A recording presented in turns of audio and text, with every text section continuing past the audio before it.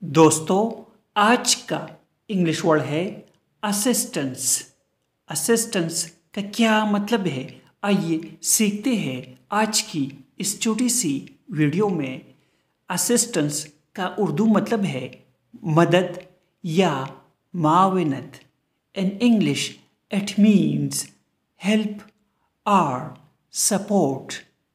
For example, she needed assistance with her work.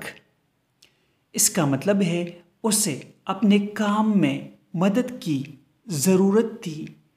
They offered financial assistance to the victims.